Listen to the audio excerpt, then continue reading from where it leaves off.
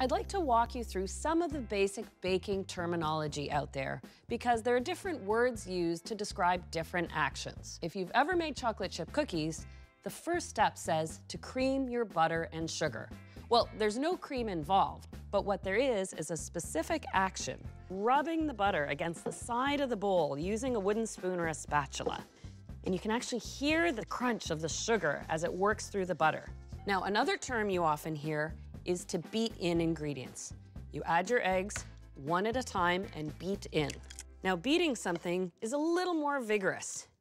And basically, you want to take two unlike ingredients and smooth them out so they're worked together. Now, in the world of cream and meringue, whipping is a term you hear all the time. And whipping is to aerate. You can do this with beaters or by hand.